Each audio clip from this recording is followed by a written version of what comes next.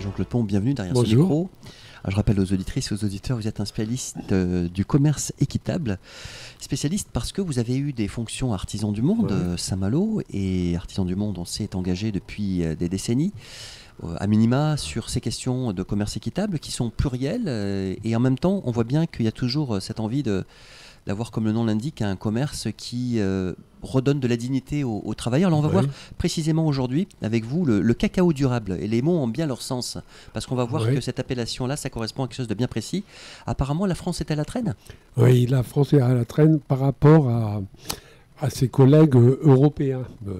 Allemagne, Suisse, Belgique, qui sont Pays-Bas, qui sont plus avancés que nous dans le commerce équitable particulièrement. Pensez à Max Havelaar, non historiquement Oui, bon, Max Havelaar qui est un peu partout, Fairtrade maintenant un peu partout en Europe, mais c'est global, la consommation, j'ai les chiffres, par exemple 8% en France de labellisés Max Havelaar, commerce équitable ou autre label de commerce équitable, alors qu'on est à 20% en Allemagne par exemple. En Suisse, il y a des produits, par exemple les bananes, c'est uniquement des bananes équitables qui sont dans le commerce. On ne trouve plus d'autres types de bananes. C'est un choix politique, citoyen, oui, c'est des... Parce que je sais qu'ils votent beaucoup, les Suisses, pour les... Oui, il y a des votations, mais oui, et c'est important, le choix politique, justement, là, si la France est à la traîne, c'est ce que disent des ONG impliquées dans ce commerce, c'est surtout parce que l'État ne s'engage pas suffisamment, alors que en Allemagne, en Suisse, etc., le gouvernement est acteur dans l'initiative, puisque là, on parle des ONG qui sont impliquées dans l'initiative pour un cacao durable. Française, l'IFCD, c'est ça. Alors, c'est l'initiative française pour le cacao durable, mais il y a les mêmes initiatives dans tous ces pays d'Europe là, que je viens de citer. Et donc, dans ces pays-là, le gouvernement s'applique, alors qu'en France, non. Alors que l'initiative, ça regroupe l'État, les producteurs, les distributeurs et les ONG. L'État français, lui, a été signé en 2021 au moment de la création mais il s'est retiré de la gouvernance de cette structure. Il laisse agir les gens, mais quand il n'y a pas la volonté politique derrière pour appuyer toute initiative, ça se ressent tout de suite. Alors l'initiative, c'était avoir un cacao durable et responsable d'ici 2030. 100% durable et responsable, c'est-à-dire durable surtout par rapport à la planète, sur la planète, et responsable, c'est surtout par rapport aux producteurs, leur assurer un revenu décent, qu'il n'y ait pas de travail des enfants, de travail forcé, etc. Donc il y a les ressources aussi, respect de l'eau, de l'environnement. Oui, ça fait partie de... La cause animale aussi, elle en fait partie, parce que quand on parle, on va y revenir, sur la déforestation notamment. La déforestation, oui, bien sûr, c'est le gros point, c'est un des 3 points qui ont été retenus. Donc, pour arriver à ce 100% cacao durable responsable, il y a 3 axes. C'est donc les revenus des producteurs, la lutte contre la déforestation et la lutte contre le travail forcé, et spécifiquement le travail des enfants. Alors, sur les revenus, on constate que donc, les ONG qui ont fait ce travail, puisque ça a été créé en 2021, ils ont voulu voir où on était dans l'état d'avancement.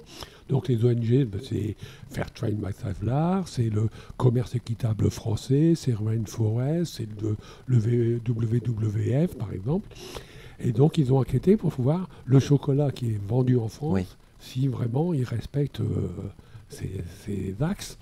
Et alors, par exemple, on voit que 2% seulement des producteurs de notre cacao ont ce qu'on appelle un revenu décent. Une marge de progrès importante. C'est vraiment pas beaucoup. Alors qu'en Allemagne, c'est quand même 5 fois mieux. On a 11%, en Belgique 12%. Bon, on est encore loin des 100%, mais disons, c'est quand même 5 fois plus qu'en France.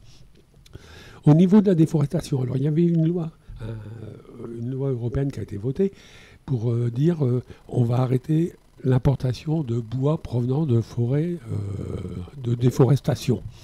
Donc, Ils ne sont pas gérés durablement, comme on dit. Qui sont pas, et qui ne sont pas pistés, qui ne sont pas recensés. Ah oui. Normalement, il doit y avoir partout une traçabilité, pour l'origine du bois. Prouver d'où vient le bois, de quelle parcelle exactement, etc. C'est ça qu'on voit aussi le logo Rainforest Alliance des fois sur non, c'est encore différent. C'est un label qui est pour la protection de la biodiversité, etc. Et donc, mais cette loi européenne, normalement, elle aurait dû être en application au 1er janvier 2025. Elle a déjà été repoussée d'1 an. Ça ne sera qu'en 2026. Et il y a encore les lobbies qui font du forcing pour qu'elle soit encore repoussée un peu plus loin. Parce que c'est contraignant pour eux. Ça bouleverse la pratique. Oui, c'est comme quoi ça gêne des gens de devoir pisser. Bon, c'est vrai que ça représente un coût. Ça demande tout un réseau de satellites qui va aller photographier les parcelles, etc. Il en va de la ressource aussi, à terme. Préserver les ressources autour, en eau, en bois, la biodiversité, en plantes, en faune, etc. Et alors donc, là, les ONG qui ont enquêté s'aperçoivent qu'il n'y a que 36% des parcelles, des territoires où sont cultivés les cacaoyers, qui ont été déjà pistés, qui sont contrôlés. Et on s'aperçoit que quand on suit les producteurs qui fournissent la grande distribution, là on est à 0% de parcelles recensées. Hein, et seulement 6% des fermes de producteurs qui sont connus, qui sont reconnus non déforestants. Alors pour le troisième axe, donc c'est le travail des enfants. Donc là, il y a seulement 32% donc un tiers en gros des producteurs qui sont suivis, qui ont mis en place un suivi du travail des enfants, du travail forcé, etc. Hein. Et en plus, c'est quand il a été décelé du travail d'enfant, il y a seulement 11% des cas où ce point a été résolu. Donc on est encore loin. Et il y a encore des centaines de milliers d'enfants dans le monde qui travaillent pour le cacao. Oui. Et souvent, il y a des familles qui mettent à disposition, entre guillemets, leurs enfants parce qu'elles sont pauvres et les envoient dans des... Oui. Bon, déjà, les producteurs eux-mêmes, n'étant pas payés suffisamment, font travailler leurs enfants, au moins en partie. Et après, il y a des pays comme le Burkina Faso, etc. Les pays qui travaillent avec d'autres pays limitrophes. Oui, les deux principaux producteurs mondiaux du cacao, c'est la Côte d'Ivoire et le Ghana. Et au Burkina Faso, par exemple, des parents vendent leurs enfants pour passer la frontière. Mais les enfants ou les jeunes ados, quand ils arrivent, on leur prend les filières leur prennent leur passeport et ils vont travailler pendant des années, bien souvent sans être payés. C'est un des gros scandales du cacao. Donc, c'est par rapport aux droits humains, là. C'est par rapport aux droits des enfants. Ça pose question. Ouais. Ça pose énormément de questions. Le commerce équitable vient questionner ça, vient mettre ça à plat. Le commerce équitable, à l'origine, il a été créé spécialement pour ça, lutter contre le travail des enfants, contre l'esclavage des travailleurs en général, les hommes aussi, parce qu'il y a presque encore de l'esclavage actuellement.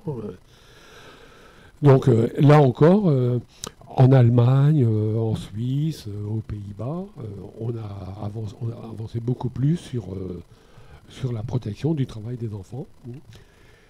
Après, un dernier point là, que je relève aussi, c'est la labellisation. Donc ça, c'est important. C'est que, alors, en Allemagne, par exemple, on est à 100% de chocolat labellisé. En Suisse, 82%. En France, on n'est qu'à 63%. Alors après, il y a un distinguo. Par exemple, il y a les labels reconnus globalement par les États, c'est-à-dire dans les labels de commerce équitable qui sont reconnus au niveau européen, même mondial. Et puis après, il y a beaucoup d'industriels qui créent leurs propres labels. Alors donc, je pense que c'est beaucoup moins sûr, mais il faut aussi qu'il y ait un contrôle de ces labels extérieurs. Il ne faut pas que ce soit uniquement une image de marque, du greenwashing qui soit mis en avant. Et donc, Les ONG là, espèrent quand même, relancent l'État français pour essayer d'obtenir ce 100% durable, responsable en 2030. Mais il y a encore beaucoup de travail. Eh ben, un grand merci à vous, Jean-Claude Pont, pour toutes ces informations concernant ce chocolat pour qu'il devienne effectivement durable. On vous retrouve la semaine prochaine. Non, il y a des vacances, donc peut-être dans 15 jours. Voilà. Merci à vous, en tous les cas. À très bientôt, Jean-Claude Pont. Oui.